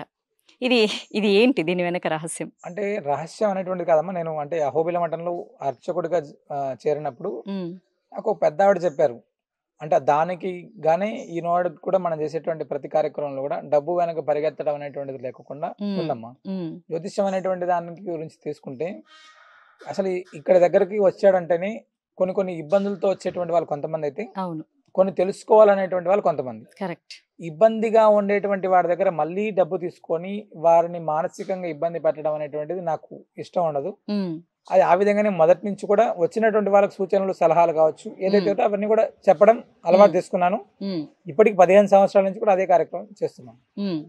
సో అంటే ఎక్కడ కూడా ఎవరి దగ్గర కూడా మీరు డబ్బులు తీసుకోలేదనే విన్నాను. సో అవునమ్మా. వాళ్ళు ఏదన్నా అంటే జ్యోతిష్యానికి సంబంధించినగా అయితే అవును. ఖచ్చితంగా జ్యోతిష్యంకి. రోజు చాలా మంది వస్తారు. ఆ అవును. చాలా మంది వచ్చినటువంటి ప్రతి ఒక్కరికి అది ఎంత టైం పట్టినప్పటికీ కూడా చెప్పి హ్మ్. పంపిస్తూనే ఉంటాం. దానికి హ్మ్. ఎటువంటి డబ్బు తీసుకోవడం కానీ ఇలాంటివి ఏమి ఉండవు. సంతోషం. అలాగే ఇంకొకటి కూడా నేను వినడం జరిగింది. ఏంటంటే మీరు ఇందాక మీ మాటల్లోనే చెప్పారు. దళితుడిని భుజాల మీద ఎత్తుకొని తీసుకెళ్ళాను గుడి వరకు అని. దాంతో పాటు అసలు మొదటగా ఏంటంటే అసలు ఎత్తుకొని వెళ్ళాల్సిన అవసరం ఏమొచ్చింది? అంటే సహజంగా కొంతమంది జనాలు లేకపోతే ఏథిస్టులు ఇదంతా పబ్లిసిటీ స్టంట్ అనుకునే అవకాశం కూడా ఉంది. అసలు ఎత్తుకోవాల్సిన అవసరం ఎందుకొచ్చింది? అండ్ దాంతో పాటుగా మీరు భిక్షాటన కూడా చేస్తున్నారు గిరిజన ప్రాంతాల్లో అని విన్నాను. అసలు ఈ 2 ఎందుకు జరిగాయి? 2000 సంవత్సరాల క్రితమే లోకసారంగముని అనేటువంటి దాన్ని, అంటే తిరుపాణాల్వార్ అనేటువంటి ఆల్వార్ని కాలేయ అర్చకుడు ఆనాడే ఆలయ ప్రవేశం చేయించాడు ఎత్తుకొని. హ్మ్. హ్మ్. కానీ ఆ విషయాన్ని ఇప్పుడు ఎవరు సమాజానికి చెప్పరమ్మా. అవును. మనం ఇంకా దూరం ఉన్నాము అనేటువంటి దాన్ని. ఆ దూరం ఉండట్లేదురా బాబు, మనందరం ఒకటే, కావాలంటే నేను ఎత్తుకొని తీసుకెళ్తాను నేనని చెప్పేటువంటి దాన్ని మాత్రం ఇది. అంటే ఇక్కడ ప్రచారం చేసుకోవాల్సినటువంటి అవసరం నిజంగా మీరు అన్నట్టు ఇందాక నిజం బయటికెళ్ళేలోపు అబద్ధం బయటికెళ్తుందని, కరెక్ట్. మన దగ్గర నిజాలు అనేటువంటివి చాలా నిగూఢంగా లోపల ఉన్నాయి. అబద్ధాలు అనేటువంటి మాత్రం విశ్వం అంతా తిరుగుతున్నాయమ్మా. అవును. అంటే ఎక్కడ కూడా అలాంటి వ్యవస్థలు లేవు అని చెప్తున్నప్పటికీ కూడా హ్మ్. కొన్ని ప్రాంతాల్లో జరిగేటువంటి దాన్ని బూచిగా చూపి కరెక్ట్. అన్నిటిపైన అవి ఆపాదిస్తున్నారు. అలాంటివి కరెక్ట్. కాదు అని చెప్పడానికి ఈ ప్రయత్నం అమ్మా. అంటే భిక్షాటన అనేటువంటిది అవును. అందరూ సమానమే. అంటే నృసింహ దీక్ష కాలంలో ప్రతి హ్మ్. సంవత్సరం కూడా ఈ ప్రాంతంలో చాలా అద్భుతంగా నృసింహ దీక్ష చేస్తారు. హ్మ్. ఆ నృసింహ దీక్ష కాలంలో ప్రతి ఇంట్లో కూడా, హ్మ్. అంటే పేదవాడు కావచ్చు, ధనికుడు కావచ్చు, ఎవరైనా కావచ్చు, అందరి దగ్గర హ్మ్. ఆ దీక్షా కాలంలో మనలో ఉండేటువంటి అన్ని అరిషడ్ వర్గాలను వదలాలి అనేటువంటి ఉద్దేశంతో హ్మ్. ప్రతి గడపకు వెళ్ళి భిక్షాందేహి అనేటువంటి దాంతోటి హ్మ్. వాళ్ళు ఇచ్చేటువంటి బియ్యము, ద్రవ్యం తీసుకొని హ్మ్. నృసింహ దీక్ష పూర్తయిన తర్వాత హ్మ్. ఆ బియ్యం ఎన్నైతే వస్తాయో ఆ బియ్యం తోటి కొన్ని వేల మందికి ఆహారాన్ని వండి హ్మ్. వడ్డించి ఆ ద్రవ్యంతో ఆ హోమం చేసేటువంటి కార్యక్రమాన్ని చేస్తున్నాం. ఓ. గత 8 సంవత్సరాల నుంచి కూడా ఈ కార్యక్రమం చేస్తున్నాం. హ్మ్. చాలా అద్భుతంగా నృసింహ దీక్ష జరుగుతుందమ్మా. అవును. అంటే భిక్షాటన అనేటువంటి దాంట్లో ఏమవుతుందంటే మనలో ఉండేటువంటి అన్ని అహంకారాలని కూడా పోగొడుతుంది అనేటువంటి దాన్ని మేము పూర్తిగా నమ్ముతాం. ఆ విధంగానే చేస్తున్నాము. కరెక్ట్. అంటే మన ధర్మంలో కూడా చెప్తారు కదా! అవును. అంటే మనలో అంతో ఇంతో అహంకారం అనేది ఖచ్చితంగా ఉంటుంది. ఎప్పుడైతే మనం ఇంకొకరి దగ్గర భిక్షాందేహి చెయ్యి automatic చాపితే పోతుంది అని ఆటోమేటిక్‌గా పోతుంది. అహంకార ధోరణి మనలో తగ్గించుకోవాలనే మీరు అంటే మీరు ఒక్కరే చేస్తారా స్వామి? మీతో పాటు మీ టీమ్ ఏమైనా చాలా ఉంటుందా? మంది నృసింహ దీక్ష చేసేటువంటి ప్రతి ఒక్క భక్తుడు చేస్తారమ్మా. ఓకే. కనీసం ఒక 50 ఇళ్ళైనా వెళ్ళి చేయమని చెప్తాం మేము. ఓకే. చాలా అద్భుతంగా చేస్తారు. చాలా హ్మ్. అద్భుతంగా చేస్తారు. ఒక 100 మంది దాకా భక్తులు ఉంటారు. వాళ్ళందరూ కూడా చేస్తారమ్మా. హ్మ్. సో, అంటే ఏదైతే మీరు భిక్షాటన చేసినప్పుడు వచ్చిన పదార్థాలు ఉంటాయో, సో, మళ్ళీ వాటితోని మీరు హోమం వాళ్ళు చేసి ఎవరైతే అవే ప్రసాదాలుగా వండి పెడుతున్నారు. అవునమ్మా. అందరిని పిలుస్తాం. అందరిని పిలిచి ఏ గ్రామాల్లో వాళ్ళని పిలిచి హ్మ్. మళ్ళీ అన్నప్రసాదాన్ని అందరికీ అందించేటువంటి ఎవరైతే మళ్ళీ దానం ఇచ్చారో వాళ్ళకే అన్నప్రసాదం. ప్రసాదాలు అందిస్తారు. చాలా సంతోషం. అయితే ఇందాక అన్నారు డబ్బు జాతకం విషయంలో అసలు డబ్బు తీసుకోవట్లేదు. అలాగే ఎవరైతే మీకు భిక్షాటన ద్వారా వచ్చిందవ్వచ్చు, లేకపోతే దాతలు ఇచ్చిందవ్వచ్చు. ఇటు గోశాలకు కానీ, పూజలకు కానీ, లేకపోతే ఈ పూజ అవసరాలకు అన్ని హోమాలకు ఉపయోగిస్తున్నారు. సహజంగా అందరికి మంచిగా బతకాలని ఉంటుంది. కొంచెం డబ్బు వెనకాల వెళ్ళడం అన్నది సహజమైన విషయం. జాతకంని నేను తప్పు పట్టను. ఎందుకంటే నేను నమ్ముతాను కాబట్టి. కానీ కొంతమంది అధికంగా ద్రవ్యం తీసుకోవడం కూడా జరుగుతుంది. మీరు అసలు ఏది తీసుకోకుండా ఈ సేవ వెనకాల ఎందుకు పరిగెడుతున్నారు? అంటే సేవ చేస్తే నాకు తృప్తి ఉందమ్మా. హ్మ్. అంటే ఇందులో అంటే నాకు ఒక పెద్దావిడ చెప్పారు. మనం చనిపోతే కనీసం నలుగురు అన్నం మానేయాలి అని. హ్మ్. ఖచ్చితంగా. నేనేం నమ్ముతానంటే ఈరోజు నేను చనిపోతే కొన్ని వేల మంది మానేస్తారనేటువంటి దాన్ని నేను నమ్ముతాను. మరి ఇవన్నీ ఎట్లా సంపాదించుకుంటాం అంటే ఒక ఒక ఒక గిరిజన ప్రాంతంలో మనల్ని ఒక గురువులాగా కావచ్చు, ఒక కొడుకులాగా కావచ్చు, ఇవన్నీ దగ్గర తీసుకోవడం అంటే ఎన్ని జన్మల సుకృతం ఉంటేనే జరుగుతుందమ్మా. అంటే అవును. ఇంతమంది ప్రేమ పొందాలంటే చాలా కష్టం. అవును. మరి అవన్నీ పొందిన తర్వాత డబ్బే కావాలి అనుకుంటే ఇవన్నీ పొందలేము. కరెక్ట్. డబ్బును వదిలేసిన రోజు ఇవన్నీ ఖచ్చితంగా పొందుతాం. అవును. మేము అది నమ్మాము. మేము ప్రత్యక్షంగా ఆ యొక్క అనుభూతిని మేము పొందుతున్నామమ్మా. ఉమ్. నాతో పాటు చాలా మంది వచ్చిన ప్రతి ఒక్కరు కూడా చాలా అద్భుతమైనటువంటి గౌరవ మర్యాదలు అవన్నీ పొందుతున్నారు. ఉమ్. ఎన్ని డబ్బులు ఇచ్చినా కూడా ప్రేమ అనేటువంటిది పొందలేము. అది అది నిజమే. ఎందుకంటే డబ్బుతో ప్రేమను ఎప్పటికీ కొనలేరు. ఖచ్చితంగా పొందలేము. మీరు అన్నారు ఒక మాట, పెద్దావిడ చెప్పింది అని. అంటే మనం లేని రోజున ఓ నలుగురు భోజనం మానేయాలని. అంటే ఏంటంటే మన అనేవాళ్ళు మన నుంచి దూరం అయినప్పుడు బాధతో మానేస్తారు. అవునమ్మా. అది మనమేం కోరుకోవట్లేదు ఖర్చు అని. ఎందుకంటే దీని మీద కూడా నెగిటివ్ గా మాట్లాడే వాళ్ళు చాలా మంది ఉంటారు. తప్పకుండా అంటే మనం మాట్లాడతారు. లేనప్పుడు కూడా భోజనం మానేయాలని కోరుకుంటున్నారని. మన అనేవాళ్ళు సహజంగా మనం- కొంచెం మనం దూరంగా లేనటువంటి వెళ్తేనే రోజు, బాధపడతాం. ఆ రోజు Correct. అనేటువంటి ఏదైతే ఉంటుందో- మనసుకు బాధను కలిగిస్తుంది. అది ప్రేమ వల్ల వస్తుంది. అవునమ్మా. చాలా నాకు కూడా చాలా మంచి మాట నేర్చుకున్నా ఈరోజు. మీకు ఎవరు చెప్పారో కానీ ఆవిడకి మాత్రం నిజంగా నమస్కారాలు.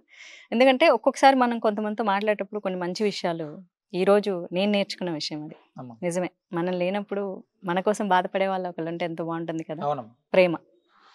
చాలా సంతోషం కృష్ణ చైతన్య స్వామీజీ వారు ఈరోజు ఈ నరసింహ సాలగ్రామాన్ని దర్శించుకోవటం, అలాగే మీ గురించి తెలుసుకోవడం, అండ్ అలాగే దీని గురించి విశేషం గురించి తెలుసుకోవడం చాలా చాలా సంతోషంగా ఉంది.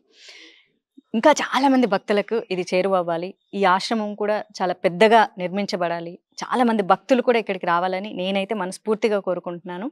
వీలైతే నా సోషల్ మీడియాలో కూడా దీన్ని ప్రచారం చేస్తాను. ఎందుకంటే మీరు ఇంత మంచి కార్యక్రమం చేస్తున్నారు. ఇటు సమాజ సేవ చేస్తున్నారు, అర్చకత్వం చేస్తున్నారు, వీటిని ప్రజల సందర్శనార్థం ఇస్తున్నారు, గోసేవ చేస్తున్నారు, గర్భాపసి చేస్తున్నారు, అలాగే మంచి సేవా కార్యక్రమాలు, అన్నదానం చేస్తున్నారు, ఆరోగ్యం కూడా ఇస్తున్నారు. చాలా మందికి వాళ్ళకి అవసరమైనటువంటి ఆర్థిక సేవ సంకల్పం గట్టిగా చేసి ఈరోజు మిమ్మల్ని కలుసుకోవడం నాకైతే చాలా చాలా సంతోషంగా ఉంది. మీతో మాట్లాడడం కూడా చాలా సంతోషంగా ఉంది. సో నమస్కారం. నమస్కారం.